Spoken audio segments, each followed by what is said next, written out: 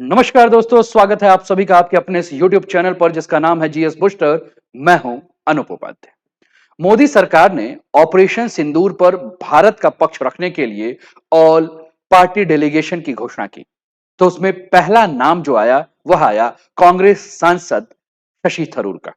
कांग्रेस का कहना है कि हमने जो लिस्ट भेजी थी उस लिस्ट में थरूर का नाम तो था ही नहीं। हालांकि थरूर ये बोल रहे हैं कि भारत सरकार के निमंत्रण पर उन्हें सम्मानित महसूस हो रहा है। आखिर मोदी सरकार ने कांग्रेस के दिए हुए नामों को क्यों साइडलाइन कर दिया और थरूर को ही चुना? क्या बीजेपी की तरफ से थरूर के लिए स्वागत के द्वार खुल चुके हैं? क्या पर्दे के पीछे कुछ नया खेल खेला जा रहा है? क्या मोदी सरकार ने कांग्रेस से थरूर को इसलिए चुना क्योंकि केरल में थरूर के रास्ते ही जो है वह बीजेपी अपना नया गढ़ बनाना चाहती है। ऑपरेशन सिंदूर का डेलीगेशन टीम क्या है और पर्दे के पीछे कौन कौन सी बातें चल रही हैं, उन सभी के ऊपर चर्चा करेंगे। चैनल पर पहली बार हैं तो चैनल को सब्सक्राइब करके बेल आइकन दबा दीजिएगा कि यहां आने वाले हर वीडियो का नोटिफिकेशन आपको समय पर मिले। दोस्तों, आपके प्यार और सहयोग से चैनल धीरे धीरे शून्य से 2000 क्रॉस कर चुका है। आपका साथ रहेगा तो जल्द ही हम ये 10,000 का आंकड़ा भी पूरा करेंगे। तो आप चैनल को जब देखिए, वीडियो को जब देखिए तो सब्सक्राइब अवश्य कीजिए क्योंकि आपके साथ से ही हम कुछ बड़ा कर सकते हैं। चलिए स्टार्ट करते हैं आज के सेशन को। क्या कांग्रेस छोड़ बीजेपी में जा सकते हैं थरूर? ये सबसे बड़ा प्रश्न है। तो जैसा कि मैंने कहा कि ऑपरेशन सिंदूर और ऑपरेशन सिंदूर के बाद जिस प्रकार से भारत और पाकिस्तान दोनों ही पूरे विश्व पटल को दिखाना चाहते हैं कि हम सही हैं तो हम सही हैं। केंद्र सरकार ने ऑपरेशन सिंदूर और पाकिस्तान में आतंकवाद के खिलाफ भारत का रुख बताने के लिए 17 मई को यानी कि कल डेलीगेशन की एक टीम बनाई जिसमें कई पार्टी के नेताओं को जो है वो शामिल किया गया। और यह डेलीगेशन दुनिया के बड़े देशों में खासकर संयुक्त राष्ट्र परिषद यानी कि यूनाइटेड नेशन सिक्योरिटी काउंसिल के सदस्य देशों का जो है वो दौरा करेंगे। केंद्रीय संसदीय मंत्री किरण रिजिजू ने इसके बारे में सोशल मीडिया प्लेटफॉर्म एक्स पर इसके बारे में जानकारी दी। आपके स्क्रीन पर ये कटिंग भी दिख रही होगी जिसमें लिखा है, in moments that matter most Bharat stands United. 7 all party delegation will soon visit key partner nation carrying our shared message of zero tolerance to terrorism, a powerful reflection of national unity above politics beyond differences। मतलब social media पर इन्होंने लिखा कि सबसे बड़े मौके पर भारत एकजुट है। 7 सर्वदलीय डेलीगेशन जल्द ही बड़े देशों का दौरा करेंगे जो आतंकवाद के खिलाफ हमारी लड़ाई के बारे में उन सारे देशों को बताएंगे। यह राजनीति और मतभेदों से हटकर देश की एकता को दिखाने का एक सही समय है। यह 7 डेलीगेशन टीम के बारे में अगर हम बात करें तो आपके स्क्रीन पर ये 7 डेलीगेशन टीम के लीडर्स दिख रहे हैं जो कि आगे 10 दिनों के लिए 23 और या 24 मई को इनकी यात्रा की शुरुआत होगी और 10 दिन जो है वह विश्व के उन सारे देशों पे जाएंगे जहां जो देश यूनाइटेड नेशन सिक्योरिटी काउंसिल के मेंबर हैं और उन सभी देशों को जाकर बताएंगे कि आतंकवाद के खिलाफ भारत का दृष्टिकोण क्या है, ऑपरेशन सिंदूर के तहत पाकिस्तान के खिलाफ एक्शन क्यों लिया गया और एक्शन लेने के पीछे क्या कारण थी और कैसे सफलता मिली। और ये पहली बार नहीं है कि भारत जो है वो अपना डेलीगेशन टीम भेज रहा है। इसके पहले अगर हम बात करें तो केंद्र सरकार किसी भी मुद्दे पर अपना पक्ष रखने के लिए विपक्षी नेताओं से मदद समय समय पर लेती रहती है। इसके पहले भी 2 ऐसी घटनाएं घटी हैं जहां हमें इस प्रकार से देखने को मिला था। जब 26 नवंबर 2008 को मुंबई में हमला हुआ था तो मनमोहन सिंह जी की सरकार में कई पार्टी के नेताओं का डेलीगेशन विदेश भेजा गया था। उन्होंने पाकिस्तानी आतंकवाद के बारे में पूरे दुनिया को बताया था। इसके अलावा अगर हम बात करें तो 1994 में जब प्रधानमंत्री नरसिम्हा राव जी थे तो कश्मीर मुद्दे पर भारत का पक्ष रखने के लिए विपक्ष के नेता अटल बिहारी वाजपेयी जी के नेतृत्व में डेलीगेशन संयुक्त राष्ट्र मानवाधिकार आयोग में इन्होंने भेजा था और इसमें फारूक अब्दुल्ला को भी जो है वो शामिल किया गया था। अभी का जो डेलीगेशन टीम है, इस डेलीगेशन टीम के बारे में अगर हम बात करें तो हमने कहा कि 7 बड़े नेता जो है इसको लीड करेंगे जैसे कि शशि थरूर जी हैं, रविशंकर प्रसाद जी हैं, संजय कुमार झा जी हैं, वैजयंत पांडा जी हैं, कनिमोझी करुणानिधि हैं, श्रीकांत एकनाथ शिंदे हैं और सुप्रिया सुले हैं। सबकी पार्टियां आपको दिख रही हैं। ये कोई डीएमके से है, कोई जनता दल यूनाइटेड से है, कोई शिवसेना से है, कोई एनसीपी से है, कोई डीएमके से है, कोई जदयू से है, मतलब अलग अलग पार्टियों से है। और ये जो संसदीय कार्य मंत्रालय के द्वारा जो बात बताई गई है, जिसमें 7 सांसदों का नाम जो है जारी किया गया है, जो कि लीड करेंगे, तो ये 7 डेलीगेशन एक ही अगुवाई जो है वो इनकी सबकी अगुवाई जो है वह कांग्रेस के सांसद शशि थरूर जी जो है वो करेंगे। और पीटीआई की सोर्स के मुताबिक ये भी बताया गया है कि हर डेलीगेशन के लीडर्स के साथ साथ 5-5 सांसद जो है वो जाएंगे। जिसमें अगर हम बात करें तो इनके साथ जो जाने वाले और जो सांसद हैं, जैसे कि अनुराग ठाकुर हैं, ओडिशा से भाजपा के सांसद, अपराजिता सारंगी हैं, तृणमूल कांग्रेस के सांसद सुदीप बंदोपाध्याय हैं, विजत की स्मिता पात्रा हैं, सीपीआईएम की जॉन ब्रिट्रास है, एआईएमएम के चीफ असदुद्दीन अवैसी जो हैं, वो सभी लोग जो हैं इनके साथ जा रहे हैं। ठीक। लेकिन प्रश्न यह है कि सबसे बड़ा विवाद जो है वह शशि थरूर जी के नाम पर ही बना हुआ है। और शशि थरूर जी का नाम जैसे ही सामने आया, इनको लेकर कांग्रेस में जो है वो खलबली मच गई। कांग्रेस के नेता जयराम रमेश जी ने अपने एक्स पर एक पोस्ट किया और इन्होंने लिखा, yesterday morning the minister of parliamentary affairs Kiran Rijiju spoke with the Congress president and the leader of the opposition in the Lok Sabha. यानी कि किरण रिजिजू ने जो है वो राहुल गांधी जी से बात किया, ऐसा ये बता रहे हैं। The INC was asked to submit names of 4 MPs for the delegation to be sent abroad to explain India's stance on the terrorism for।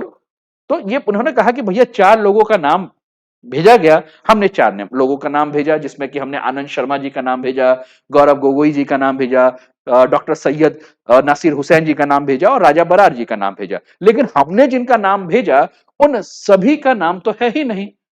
इसमें क्या हुआ कि हमने जो नाम भेजा उस नाम से अलग अलग नाम ले लिया गया है। हमें उम्मीद थी कि सरकार सही इरादे से जो है वो नाम मांग रही है, लेकिन सरकार शरारती मानसिकता के साथ काम कर रही थी, इसका हमें बिल्कुल उम्मीद नहीं था। ऐसा जयराम रमेश जी जो है वह पूरा अपनी बात जो है वो कह रहे हैं। ठीक। अब जैसे जयराम रमेश जी ने अपनी ये बात कही, तो अब यहां जो है वो खींचतान शुरू हो गया। अब जयराम रमेश जी कांग्रेस से हैं, तो बीजेपी वाले क्यों भी साथ छोड़े। बीजेपी के जो है एक प्रवक्ता है जिनका नाम है प्रदीप भंडारी, उन्होंने कहा कि देखिए भैया, जयराम रमेश अपने ही कांग्रेसी सांसद शशि थरूर जी के खिलाफ खड़े हो गए हैं। क्या जयराम रमेश जी शशि थरूर जी को पसंद नहीं करते हैं? क्या जयराम रमेश जी को शशि थरूर जी के नेतृत्व पे जो है वह शक है, इसीलिए वो उनका विरोध कर रहे हैं? क्या राहुल गांधी भारत के लिए बोलने वाले हर व्यक्ति से नफरत करने लगे हैं? अगर वो व्यक्ति उनके पार्टी का भी हो तो भी उनको नफरत, ऐसे जो है वो खींचातान जो है वो शुरू हो गया। अब इस मामले को लेकर बातें बहुत हो रही हैं और बातों से यह भी समझ में आ रहा है कि ऑपरेशन सिंदूर का राजनीतिकरण और इसका राजनीतिक लाभ लेने में कोई भी पार्टी जो है वो पीछे नहीं हट रही है। चाहे बीजेपी हो चाहे कांग्रेस हो, दोनों जो है वो राजनीति कर रही हैं। जबकि यह पूरा का पूरा जो मामला है वो देश की एकजुटता का मामला है। यह मामला जो है वो पूरे विश्व मंच को यह दिखाना है कि देश जो है वो आतंकवाद के मुद्दे पर जो है, आतंकवाद के खिलाफ ऑपरेशन सिंदूर के नाम पर जो है वो यूनाइटेड है, एकजुट है। और इसमें पहली गलती तो जो है वो खुद कांग्रेस के द्वारा ही हो चुकी है। अगर कांग्रेस के सांसदों में से शशि थरूर जी का नाम जो कि लिस्ट में नहीं था और उनको ले भी लिया गया है, तो फिर जो है कांग्रेस को चुप हो जाना चाहिए था, कुछ बोलना नहीं चाहिए था। शशि थरूर जी को ही क्यों लिया गया, उसके पीछे एक कहानी है दोस्तों। शशि थरूर जी के बारे में अगर हम बात करें तो आप जान रहे हैं कि ये यूनाइटेड नेशन में इनका एक अच्छा खासा अनुभव है।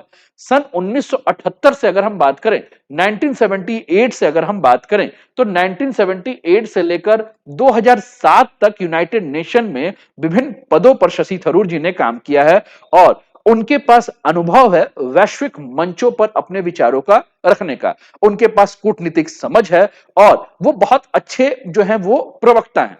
थरूर जी की जो अंग्रेजी है वो बहुत शानदार है। अमेरिका और यूके में जो है उन्होंने काफी वक्त गुजारा है और ऐसे में भारत के डेलीगेट के तौर पर उन्हें बेहतर जो है माना जा सकता है। ठीक। तो हो सकता है कि यही कारण है कि शशि थरूर जी को जो है वह बीजेपी ने चुना है। और हाल फिलहाल की अगर हम बात करें तो ऑपरेशन सिंदूर के मामले में शशि थरूर जी का जो बयान है वो सरकार के पक्ष में था। उन्होंने मोदी सरकार की प्रशंसा भी की थी और कांग्रेस के बिहेवियर से शशि थरूर का जो बिहेवियर था वो अलग था। तो उन्होंने संयमित और सटीक कार्यवाही जो है वो बताया था ऑपरेशन सिंदूर को। मोदी सरकार को लगा कि वह भारत की स्थिति को बेहतर ढंग से जो है वो विश्व पटल पर रख सकते हैं, इसलिए जो है उनका नाम चुना गया। क्योंकि बाकी जो कांग्रेस ने 4 नाम दिए थे वह 4 नाम कभी पाकिस्तान, कभी तुर्की जैसे मुद्दे पर जो है वह सरकार को घेरने का काम भी कर रहे थे, इसलिए सरकार ने उन नामों को नहीं चुना। इसके अलावा एक तस्वीर आपकी स्क्रीन पर दिख रही है जब ऑपरेशन सिंदूर चल रहा था, उसी समय की घटना है। तिरुवनंतपुरम के बिझियान जाम में प्रधानमंत्री मोदी जो है वह शशि थरूर जी से जो है मुलाकात भी कर रहे हैं और इसको लेकर बहुत सारी बातें हो भी रही हैं पिछले कुछ समय से कि क्या शशि थरूर जी का झुकाव जो है वो बीजेपी की तरफ हो गया है, क्या शशि थरूर जी जो है वो मोदी से काफी ज्यादा प्रभावित है। तो दोस्तों 2009 की अगर हम बात करें, जब शशि थरूर जी यूनाइटेड नेशन की नौकरी छोड़कर कांग्रेस में शामिल हो गए थे, केरल में तिरुवनंतपुरम की सीट पर 4 बार लोकसभा के सांसद बने हैं और पिछले कुछ समय से अगर हम बात करें तो शशि थरूर जी ने कई सारे ऐसे मौके पर उन्होंने बोला है कि अगर इज्जत नहीं मिलेगा, रिस्पेक्ट नहीं मिलेगा तो वो जो है वह कुछ नया सोचेंगे। एक पॉडकास्ट था, जो पॉडकास्ट मलयालम पॉडकास्ट था 26 फरवरी 2025 का, जिसमें उन्होंने कहा था if Congress does not need my services, मतलब अगर कांग्रेस को मेरी सेवा की जरूरत नहीं है तो मेरे पास बहुत विकल्प हैं। अगर पार्टी मेरा इस्तेमाल करना चाहती है तो मैं पार्टी के लिए मौजूद है, अगर नहीं करना चाहती है तो मैं कुछ और भी काम कर सकता हूं। अब आपको जो है नहीं सोचना चाहिए कि मेरे पास दूसरे विकल्प हैं कि नहीं। मतलब कुल मिलाकर इन्होंने सीधे कहा भैया कि कांग्रेस को अगर लगता है कि शशि थरूर की आवश्यकता नहीं है तो शशि थरूर के पास विकल्पों की कमी नहीं है। और शशि थरूर का जब यह बयान आया तो इस बयान से बहुत सारे कयास जो है वो लगाए जा रहे थे कि क्या शशि थरूर कांग्रेस को छोड़ देंगे। और इसी बीच फरवरी में प्रधानमंत्री नरेंद्र मोदी के अमेरिका दौरा पर जब राष्ट्रपति डोनाल्ड ट्रंप से उनकी मुलाकात जब हुई तो उस समय भी शशि थरूर ने जो है वो काफी ज्यादा बड़ाई कर दी। और ट्रंप के द्वारा जब प्रधानमंत्री मोदी का जो दौरा हुआ था अमेरिका, उसके बारे में शशि थरूर ने कहा कि बहुत शानदार दौरा है। शशि थरूर ने F-35 जेट डील में केंद्र सरकार की जो है वो काफी ज्यादा बड़ाई भी की। उन्होंने कहा था कि यह फाइटर जेट जो है वो काफी कीमती है, जबकि इस डील को लेकर कांग्रेस जो है वो मोदी सरकार को घेर रही थी। कांग्रेस नेता रणदीप सुरजेवाला ने तो यह भी कहा कि भैया इसके बारे में तो पहले ही एलन मस्क जो है वो कह चुके हैं कि यह कबाड़ है, ठीक है, तो मोदी इसको क्यों खरीदने पर तुले हुए हैं। तो ये भी सारी चीजें जो हैं वो हो रही थी। इसके अलावा अगर हम बात करें दोस्तों तो 2022 में जब कांग्रेस पार्टी के राष्ट्रीय अध्यक्ष का चुनाव हुआ तो गांधी परिवार की जो पहली पसंद थी वो मल्लिकार्जुन खड़गे थे, जबकि शशि थरूर जो है उस पद के सबसे शानदार दावेदार थे। लेकिन थरूर को साइड करके खड़गे को जब तरजीह दी गई तो इसके बाद भी शशि थरूर के जो सुर हैं वो बदलने लगे। लेकिन सच यही है कि थरूर के लिए बीजेपी का राह जो है वो बहुत आसान नहीं है। बीजेपी का राह जो है वो शशि थरूर के लिए कांटों भरा रास्ता है। मार्च 2025 में शशि थरूर ने भारत की विदेश नीति की जो है काफी सराहना की थी, जब भारत ने रूस और यूक्रेन दोनों को गले लगाया था। तो उस समय शशि थरूर जी ने जो है वो काफी जो है इसकी जो है वो सराहना भी की थी कि भारत जो है एक साथ जो है वह क्या कर रहा है, दोनों को एक साथ लेकर चल रहा है, रूस और यूक्रेन को दोनों को गले लगा रहा है और ये काम केवल एक मोदी ही कर सकते हैं। ऐसा करके इन्होंने काफी बड़ाई भी की थी।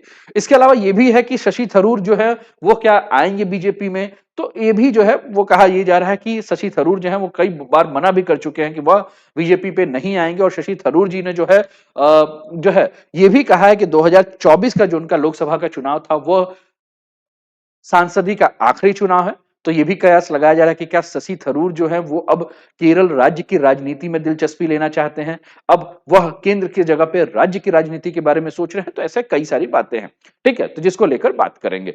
लेकिन इसके अलावा अगर हम बात करें तो शशि थरूर जी की एक किताब है जिसके बारे में हम बात करें तो इस किताब में इन्होंने हिंदू धर्म के बारे में बताया है। और इस किताब में जब इन्होंने हिंदू धर्म के बारे में बात किया है तो इसमें यह भी लिखा है कि संघ का हिंदुत्व और इनके हिंदुत्व में बहुत सारा अंतर है। और ऐसे में सीधे सवाल यह भी होता है कि वह बीजेपी में नहीं जा रहे हैं और इन्होंने कई मौके पर यह कहा है कि वह बीजेपी पे नहीं जाएंगे। और हर पार्टी का अपना विश्वास होता है, हर पार्टी का अपना इतिहास होता है।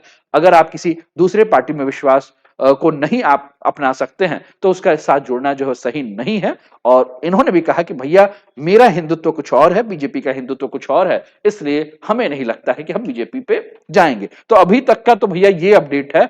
आगे का जो है इन्होंने कई बार, हमने कहा कि Tharoor dispels rumours of joining BJP, कई बार इन्होंने इस चीज को मना कर रखा है। ठीक, आपके क्या विचार है, आपको क्या लगता है कि क्या शशि थरूर जी को बीजेपी में आ जाना चाहिए? क्या कांग्रेस जो है शशि थरूर जी को उनके पद उनके व्यक्तित्व के हिसाब से सम्मान नहीं दे रही है? क्या कांग्रेस को ऑपरेशन सिंदूर के मामले में राजनीति करनी चाहिए? क्या बीजेपी को राजनीति करनी चाहिए या किसी भी पार्टी को क्या इसमें राजनीति करनी चाहिए? अपने विचार को कमेंट के माध्यम से हम तक पहुंचाएं। अपना ध्यान रखिए, स्वस्थ रहिए, मस्त रहिए, तंदुरुस्त रहिए, हंसते खेलते मुस्कुराते हुए जीवन का आनंद लीजिए और वीडियो को लाइक शेयर सब्सक्राइब अवश्य कर दीजिए। धन्यवाद। जय हिंद।